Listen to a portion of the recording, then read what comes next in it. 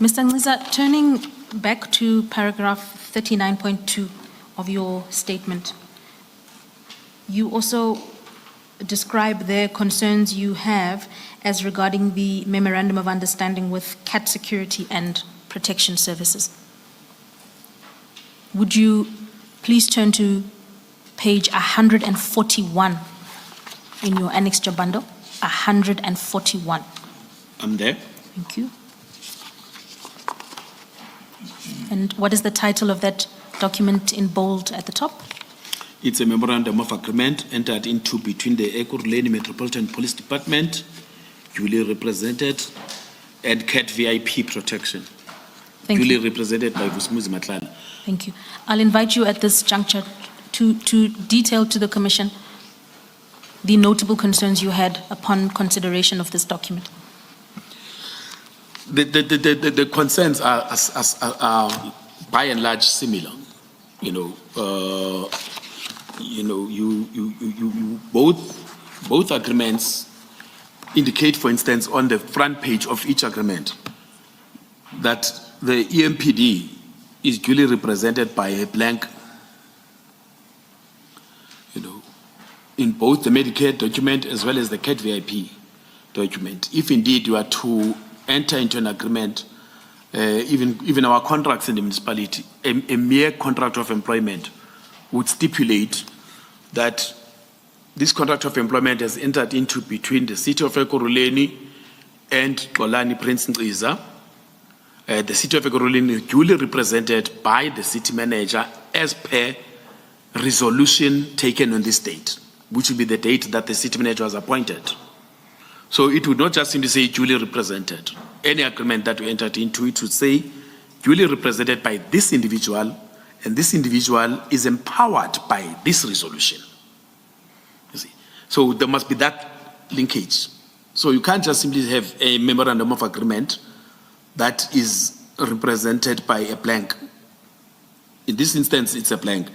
But both agreements in respect of the service provider are represented. The Medicare is represented by Mike Van Veek. The CAT VIP Protection is represented by Vusumuzi Matlala. That's one of the things that you just pick up about the crisis that this thing was. But the CAT VIP one, similarly, you have on page 143 the signature of J.D. Mkhwanazi as the Director of Specialized Services with a date. And interestingly, Commissioners, when one has due regard to the date, that is on page 143, then you look at that in relation to the letter on page 54. This was purportedly signed by Brigadier Mkhwanazi on the 13th. Now, I am aware that Brigadier Mkhwanazi was then appointed on the 15th of October 2021 to act as the Deputy Chief of Police Operations. So this purportedly was signed 2 days before he acted in the position. And it's a funny coincidence. He gets appointed to act on the 15th, and then on the 16th he issues a letter that there is a relationship. And when you look at that relationship is based on a memorandum of agreement that is only signed by himself, purportedly 3 days before he issued the letter. And again, similarly with the Medicare memorandum of agreement, the effective date of these agreements is not stipulated, safe to say it's some date in October 2021. But the actual date when these things were supposed to come into effect is not indicated. And also, when you look at it, it says /10/2021, then there's a dash, which in my view would depict the intended conclusion date And again, that is not also stipulated, maybe because it was supposed to be an endless working relationship. And it's not signed even by Mr. Matlala. That's another thing. That's another thing that is also interesting. This one it's a bit worse, because when you look at page 143, you've got support signed, and then page 144, you've got approved by Matlala. Then 145, you've got approved by MAPA. So this suggests that the person that was to approve was Matlala before MAPA approved. Isn't another remarkable anomaly that at 143, the Director Specialized Services, Mkhwanazi, supports. So he's the initiator, right? He indicates, I support this at 143. And then he indicates, as you've said, Matlala would approve, but I'm more interested in where he's the initiator. And this is on the 13th of October 2021. And then you say he gets appointed on the 15th to be an acting police chief.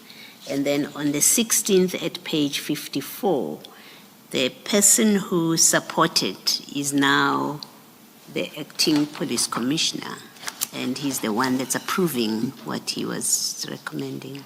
Do you have any comment about that? Let me start off by indicating, commissioners, that when we craft reports or a memoranda that requires approval, you as the person that drafts the memorandum that requires your boss's approval, you are the recommender. You recommend because you have articulated that this is, you would have indicated the problem statement, and then you would have indicated what is it that you are proposing your superior must do to resolve the problem statement. So then you recommend. You cannot be the supporter. It commences with a recommendation, the person who's recommending.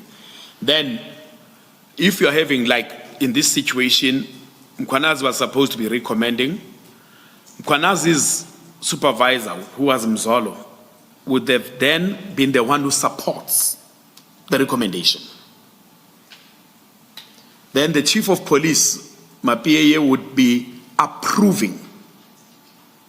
So that should be the line that must be followed. Recommend, support, approve. Now, he says he's supporting when he is the initiator. So that also has got its own issues in terms of the processes in the municipality. But you are correct. It raises eyebrows to say there is a memorandum that is purportedly signed on the 13th, 2 days before he gets appointed to act. And then a day after he got appointed to act, he issues a memorandum saying, this is the situation, in his capacity as the acting now. And whereas the person who's in the position, the person who holds the deputy chief of police position, Mzolo, had not supported anything. We do not have evidence of Mzolo supporting, let alone MAPA approving. But when you assumed Mzolo's position, he then says, this is what is happening under my command. Thank you. Thank you, Commissioner. Mr. Nciza, I think I heard you pronounce it that way. So the K is not really silent. You say the mover would sign as a recommender and the immediate supervisor would sign as the supporter and the head would then approve. Where would someone like Mr. Matlala in this one feature in that process? And that is one of the things that is problematic. if this was a proper memorandum of agreement, the person that must sign on behalf of the municipality would be the person who must appear on page 134.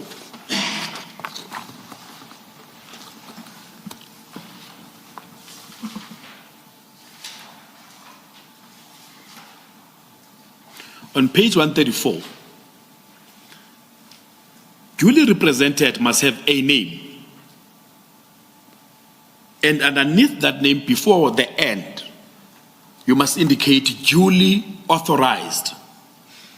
Duly authorized by council resolution, this and this and that. Now, once you have it that way, Commissioner, at the end, at the signature page, the only person that must be there is the duly represented. Any other person becomes a witness if indeed you are going to have witnesses to the agreement. So the agreement must then be entered into between two people only, the duly represented representing the municipality and the duly represented representing CAT VIP Protection Services. Those are the people that actually enter into the agreement. Any other person becomes a witness. So the framing of this entire agreement is just totally, out of sync with how the municipality operates.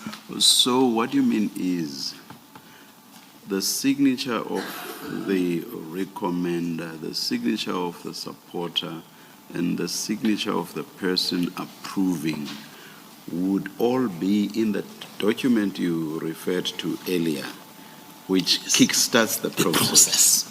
But Exactly, once sir. you get to the agreement entered into and between, the signatures that you have are only those of the two people concluding the agreement. Exactly. Thank you. So in this instance, if indeed... So we ought not to have had these signatures at all in this document. So it's just a total mess. At all. All right, okay, I get the picture. You mentioned something in your response to the chairperson which raises a different question now. You said somebody signing on behalf of the municipality. Now, these two documents refer to the EMPD as a counterparty. My question to you is, in terms of the prescripts of the Ekurhuleni municipality, does the EMPD have contractual capacity? Can the EMPD as a unit enter into contracts on its own, or must those contracts be concluded by the municipality? Let's take the example of a supply chain management process to answer you, Commissioner, where there is a tender process that has been engaged upon by the municipality. It's a tender that comes from the EMPD. It goes through your processes of bid adjudication, evaluation and adjudication. Once it's concluded, as much as it is a tender in the EMPD, the city manager then approves the tender. There is an agreement that must then be entered into with the service providers that are appointed in terms of that tender. It is not the chief of police that enters into that agreement. It would either be the CFO or the city manager. You see? So you ordinarily would not have a contractual dispensation between EMPD and a service provider. You would not, But since this thing was not your norm, this did not go through any process of the municipality, and clearly this would not, in my view, it cannot be anything that binds the municipality. It cannot be anything that speaks to the municipality. Ordinarily, as much as it is an issue that concerns EMPD, it will be the city of Ekurhuleni and the service provider. Well, in fact, is it not fair or so that documented 134, page 134, it is not an agreement, a memorandum of agreement between Ekurhuleni and Medicare, even on the best, generous interpretation, if you look at page 139 clearly is an internal process. So 139 is that page that has support, approved. So that's your internal document, right? Which is the last page attached to the supposed memorandum of agreement. So there's no signature anyway by the municipality, purported by the municipality to create an agreement with Medicare, because this document doesn't do that. Yes. Okay. And the same with the one that VIP. starts at 141. Yeah. It is exactly the same thing. Exactly. Thank you. So any services that may have been rendered on the basis of these two purported agreement, we know from the evidence that at one of the state of the city addresses, there were people there who were later identified to have been from CAT VIP protection, that they couldn't have been provided in terms of these, because this is not an agreement. It's a between the non-agreement. city and a company. Thank you. It's a non-agreement not only because of the lack of signatures, it's a non-agreement because it does not comply with the regulatory framework. And the requirements of an agreement, anyway, Yes. at law. Yeah. Thank you.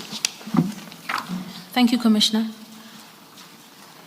Mr. Nciza, if we turn back to the memorandum of agreement on page 141, that's between the EMPD and CAT VIP. Yes. Thank you. If I could ask you to have regard to page 143, please. Page 143. Yes, ma'am. And do you see the effective date there? Yes. Yes. Stated as? It's /10/2021. Thank you. Could you then tell the Commission what is the date of signature of the Director of Specialized Services at the bottom of the page? The date is recorded as 13/10/2021.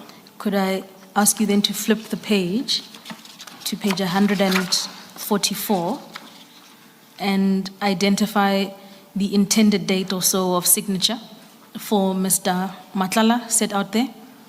The intended date of signature for Mr. Matlala is the 15th of June 2021. 2022. Thank you. Sorry, Commissioners. And 2022. Could I ask what do you make of that difference in between the dates as they regulate the memorandum of agreement? Again, this is very anomalous. If indeed there was to be an agreement reached, it can't be reached one party signs in October this year, the other party signs some 8 months thereafter. It doesn't make sense unless there is something that was intended by putting this date in. Remember, the date on page 144 is a typed in date. That also creates a problem for me. If this is one document,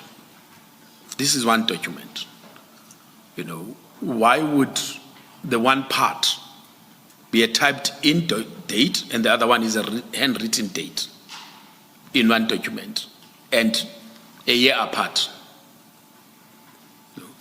If indeed this was one document. My observation is that this date of 13 October 2021 on page 143 was a poor attempt at trying to regularize the contents of the letter on page 54. Because without this, you cannot explain why you say there's an endless agreement, the source of which is a memorandum of understanding. So he needed this 13 October 2021 date to precede that letter on page 54. That's my observation. If indeed, if I may be allowed, Commissioner, to take that theory further. When, unfortunately, I'm running ahead of you, Councillor. Please proceed. When you look at then the letter of commitment that is now on page 146,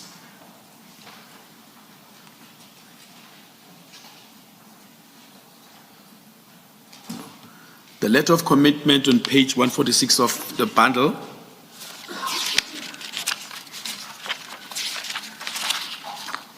aligns with the date on page 144. So if indeed this For the record, which is 15 June 2022. 15 June 2022, the letter of commitment on page 146 is dated 15 June 2022, coming from CAT VIP Protection. The date on page 144 of the supposed memorandum of agreement with CAT VIP is dated the 15th June 2022. So if I was to take what Commissioner has raised now as part of this regularization process, my sense is that they needed to do this because this is post the State of the Nation, State of the City address. The 15th of June is post the State of the City address. But now there is a question raised around what happened, So they needed to do this, and unfortunately, this is just a hypothesis that one is raising. They needed to then cover their tracks, I don't even believe that this letter was actually generated on the 15th of June 2022. Thank you, Commissioner. Mr. Nciza, before we turn to the discussion of the letter of intention to commit on page 146, are there any concluding remarks you would like to make as they relate to the memorandum of understanding? I think we've traversed them enough. I should think I'm okay with what I've said on them. Thank you. Maybe one last observation, Mr. Nciza. At that page 143, effective date, you've said that it doesn't say when it starts and when it ends, in fact. Maybe that's consistent with Brigadier Mkhwanazi saying it's an endless working agreement. relationship. There's some consistency at least. Yeah. Thank you. Yeah, you're correct, Commissioner. Indeed, if there were dates that were inserted on page 143, then it would not be an endless working relationship. And remember, this is an endless working relationship with no start date. He doesn't say in his memorandum, this is an endless working relationship that commenced when. And hence, even the effective date on page 143 doesn't indicate effective from when and when is it supposed to end. So, yeah, you don't know. Maybe it commenced on the day that he wrote the memorandum. And also just one observation relating to the letter of intention to commit. The subject in so many words refers to an intention. Now, and this is on 15 June 2022, as you have said, then one wonders what was happening between October 2021 and 15 June 2022. One would have understood if this letter, instead of referring to an intention, because you can talk about an intention if you have not begun doing that which you intend to do. So it means they are suggesting in this letter that they have not started doing what they intend doing, and that it will be from some point from the 15th of June 2022 that they will start Going doing forward. whatever it is that they want to do. So I would have understood if this letter said something like, not that it would what they were doing would have been correct, no. But I would have understood the letter better if it said something like, a recordal of the services being rendered by CAT VIP Security Services. Just an observation. Do you wish to comment on that? It's spot on, Chair. That observation is spot on. And it's one of the things that one had noted to say this talks about an intention. This letter says, I intend to commit. However, Brigadier Mkhwanazi's letter says there is a relationship. you know. So, but Matlala says, no, there's a future occurrence. It's an intention to commit, therefore there's a future occurrence. Whereas Mkhwanazi says there is a living process, you know, it's an ongoing process. So indeed you are correct, Chair, that the two, I'm sorry, but this was just a form of an disingenuous attempt at covering up whatever people were doing, you know. They knew that their actions they'll be caught out, so they needed to do all sorts of backdating. Because to me, this was just an attempt to backdate, you know. But they were not aligned. You know, they were not aligned. At least they should have sat in the same room and then crafted the two letters from the same room and compare the letters. Thank you, Chair. In continuing your discussion relating to the letter of intention to commit, you set out further concerns in paragraph 39.3 and 39.4 of your witness statement. Please take the Commission through those. And I think, Council, what the Chair has raised, you know, in terms of the intention, it's even though I've not captured it succinctly in the statement, but it's an issue, you know, that one considered when now we had to deal with the actual registration of the vehicles, you know, because this letter gets used as a donation letter, you know, whereas there is no donation that the letter says I am doing. It says I intend to commit, and as part of that intention, there shall be a donation. But there is no letter that actually donates in terms of the processes that had happened.